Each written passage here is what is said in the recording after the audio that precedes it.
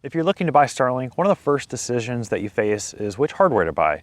Do you get the standard antenna or the mini antenna? If you don't know much about Starlink, the choice can be kind of confusing. Which one's better, which one's faster, which one's more reliable, and what are the main differences between the two?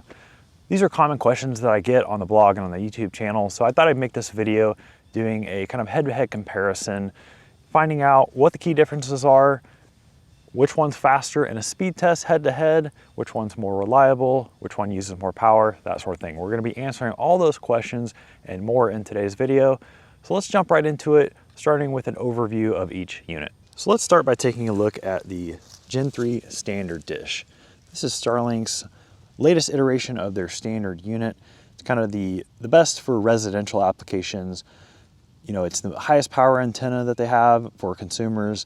It's really designed for those fixed installations. It's got the biggest antenna, the best Wi-Fi router.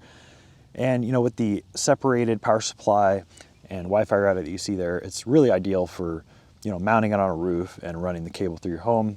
The Wi-Fi router is going to be located where you're at and where you're using devices. But this can be used for mobile applications as well. Plenty of people are using it on their vans and RVs, that sort of thing. So you can see here, as far as what comes in the kit, you have the dish itself. This is a stand that I added later, but they do include a little kickstand mount. You get the Wi-Fi router, you get a 50-foot cable, and then you also get the power supply as well. The pricing on this one is $349. You can get it from Starlink, also third-party retailers like Home Depot. As far as accessories go, you can expand this system with a whole lineup of accessories. They've got like a backpack for it. They got a DC power supply, longer cables. You know, you can get a cable up to about 150 feet long. Service plans. This is compatible with all the Starlink service plans.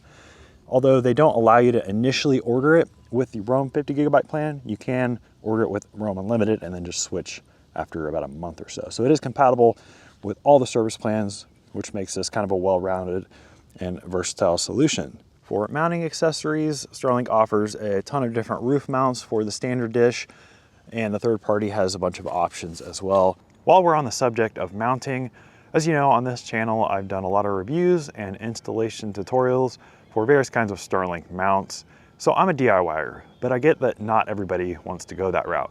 That's where the sponsor of today's video comes in. StarNet Pros offers a complete line of Starlink installation services, everything from troubleshooting all the way up to full Starlink installations.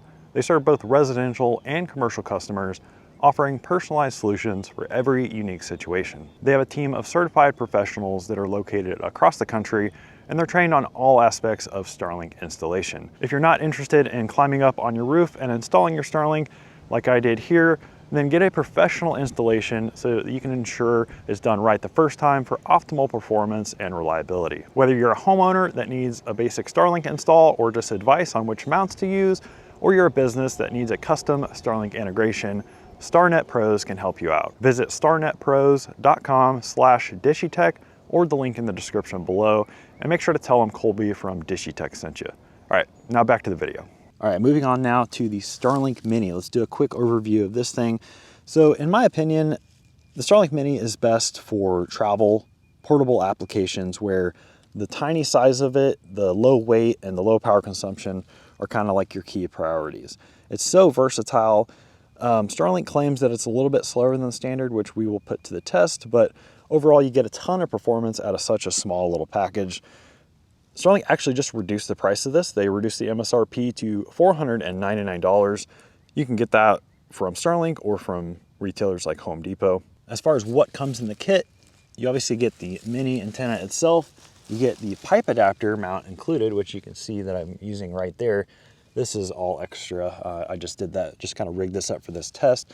You get a 50-foot power cable and you get an AC wall adapter as well. So the Mini is definitely a simpler setup. It doesn't have the separate power supply and router. The router is actually integrated into the dish itself, which is kind of cool. Makes everything nice and compact. As far as service plan, this is kind of where it differs a little bit from the standard dish in terms, at least in the terms of the United States. This is not compatible with the residential plan, at least at this point in time in the United States. It's only compatible with everything else like the Roam plans. So that's a consideration obviously, like I said, the standard Starlink kind of intends for the residential, whereas the Mini is really designed for those travel applications. Starlink offers a ton of accessories, just like with the standard dish. They have a ton of accessories for the Mini. They have like the 12-volt car adapter. They have different kinds of roof mounts and car mounts and vehicle mounts. They have a longer cable up to 150 feet long for the power cable. And the aftermarket companies are really taking off with accessories for the Mini. You know, everything from backpacks and different cases to, you know, the Starbat unit that I just tested, which is like an integrated battery and case all in one. That was kind of a cool test. So I suggest you check out that video. But it just goes to show you the aftermarket, as far as accessories goes, is exploding for Starlink, especially the Mini. Okay, so that's a rundown of both units. Now I have both of them installed in the middle of my yard. They're free of obstructions. I've got them aligned and everything like that. And I'm doing this because I'm gonna be running some head-to-head speed tests of the standard compared to the Mini, just to see which one's faster.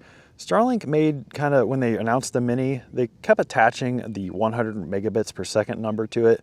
Their specific language was that the Mini was capable of over 100 megabits per second download, but everybody kind of, that 100 number stuck in everybody's head. So there's kind of like this misconception that the Mini is way slower than the standard unit, but we're gonna put that to the test today. We're gonna see how exactly much slower it is, what trade-offs you make when you decide to go with the portable unit versus the full-size antenna. So let's get to it. All right, so I've got the unit set up in my yard, and I got two iPads out here. One is connected to the Mini, the one on the left here, and the other one is connected to the standard, the one on the right. So both of these are on the same Roam 50 gigabyte plan. Service plan is not an issue there. We're also kind of in the middle of the day, not during peak hours, so that shouldn't be a factor either. Speed does depend on location and things like that, but I've tried to get it as close as I can between these two. All right, so let me see if I can hit speed test at the exact same time on these two, and we'll compare the results. I think that was pretty close. So remember, the Mini on the left, standard on the right. We'll wait till it finishes here. Hopefully you can see that without too much glare on the screen. And it looks like we're finishing at 111 megabits per second down for the Mini, 195 megabits per second down for the standard. Just finished on the upload, I see 20 megabits per second on the Mini, 27 megabits per second on the standard. As far as the latency goes, I've got 23 milliseconds on the Mini, 20 milliseconds on the standard. Let's run that again, and we'll just take the highest out of 3 tests.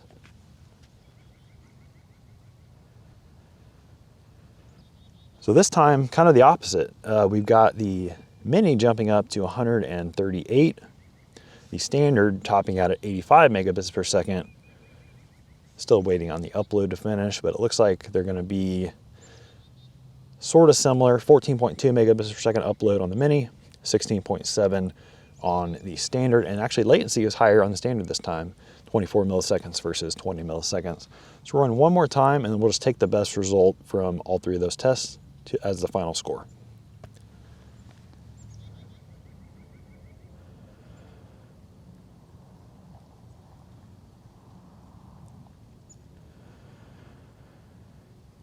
A little bit closer to the first test this time. Standard, 120 megabits per second, 128 megabits per second down, I should say.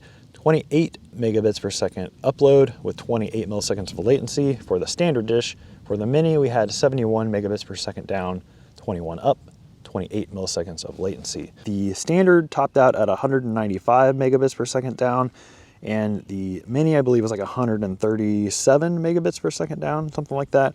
So definitely faster overall with the standard, but as you can see, it varies greatly from test to test. And I'm almost wondering, maybe I should run a couple of tests, just one after the other, just to see if maybe doing it at the same time is causing any kind of interference. So let's start with the Mini, and we're just gonna run the Mini by itself here. Yeah, this is gonna be a way better result than from before. I did it that way the first time because in my previous testing of all the Starlink units, speed testing them, people complained. They said, hey, you should have run them, all at the exact same time. So this way I'm doing both, try to make everybody happy, I guess. 154 megabits per second down, 13.6 up with 40 milliseconds of latency this time. Now let's go to the standard, see what it can do by itself. And yeah, definitely a lot faster. That's interesting. So Definitely the way to do a speed test is not to run them at the same time, because you're sharing bandwidth, you're kind of competing with bandwidth. To test their true potential, you've got to run them separately. So 231 megabits per second down, that's the highest one so far. 20 megabits per second upload, 26 milliseconds of latency. Let's go do the Mini just one more time for good measure. This one's going to turn out to be slower, it looks like. Again, speed testing is not a science, it's just really variable from 1 minute to the next, even, as we're seeing. But overall, I think we're noticing kind of the trend here that the standard dish definitely has higher peak download speeds. We saw that in the testing so far, even when they're running head-to-head.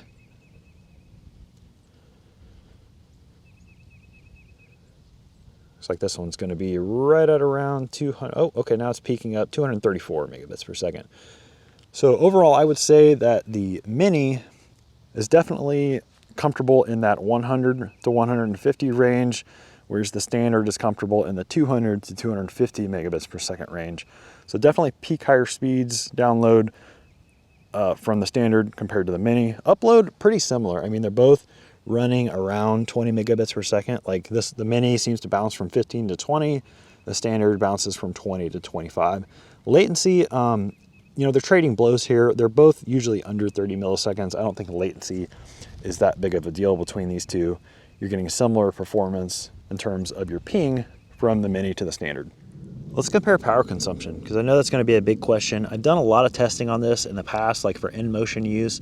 So I'm not going to do too in-depth of a test, but I will say from my experience and from the stats that we have here on the Starlink app, the Mini has been averaging about 23 watts, while the standard unit is averaging 46 watts. So it's generally about double the power consumption on the standard versus the Mini. And you can't also trust this number in the Starlink app, especially for the standard dish, because this is only accounting for the antenna power usage. It doesn't account for their router, which can use 5 or 10 watts additionally. So now what I want to do is test the Wi-Fi speed and the Wi-Fi range of the Starlink Mini versus the standard.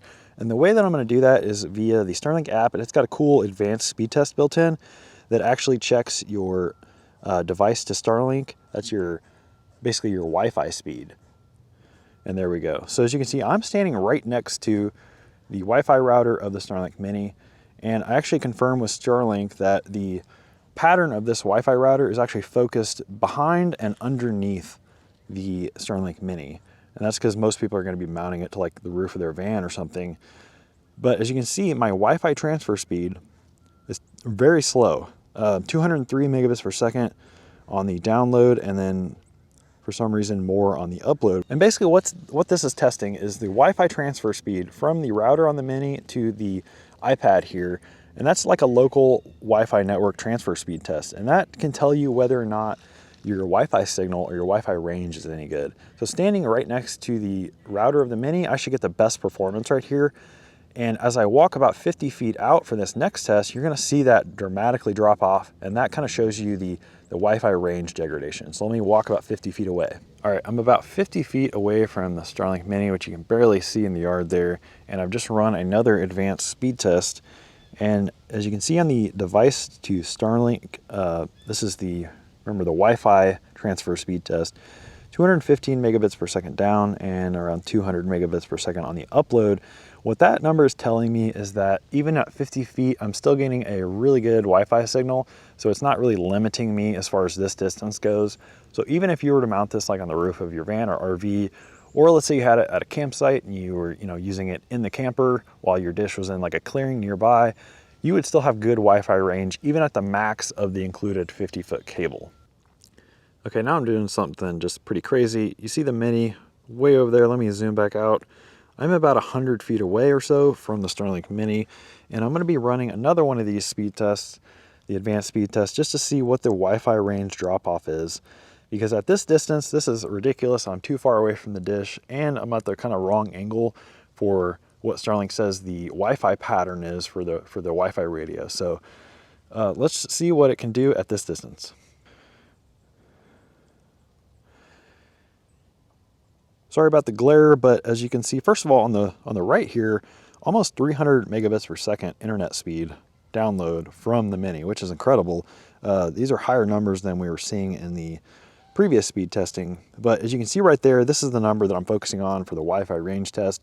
At 100 feet, I'm only at about 33 megabits per second download, and it looks like 16.4 on the upload. And what that number is telling me is that the Wi-Fi radio in the Mini, the integrated Wi-Fi 5 router, is not as strong as the Gen 3 one, which we'll test here in a second. But that number right there, that 33 megabits per second down, is going to limit you if you're trying to use Wi-Fi through a bunch of walls, like on a home installation, or if you're trying to really spread out at your campsite. The Wi-Fi range for the Mini's router drops off rather quickly. But let's go test the standard one and see how it compares. All right, so let's test the Wi-Fi range of the standard dish now with that Gen 3 router that's on the ground right next to it.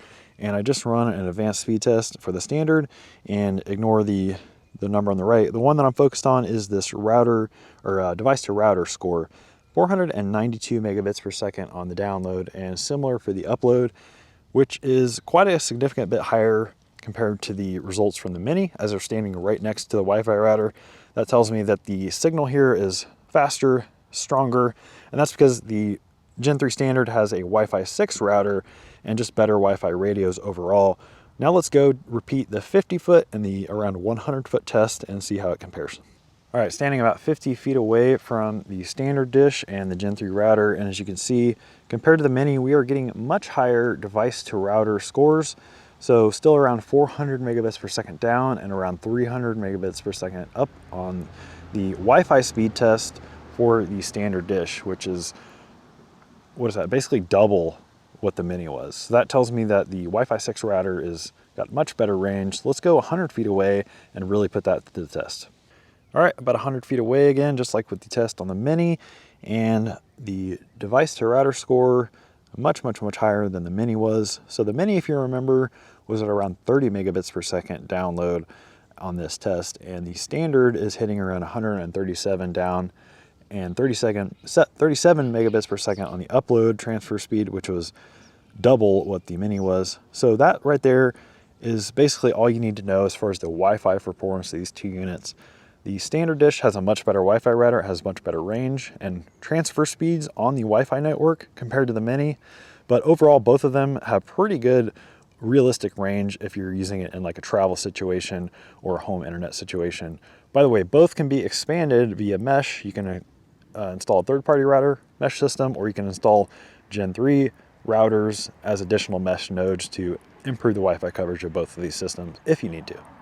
As we're walking back now, I just wanted to make a quick note about reliability, because I think that's a question that people will have.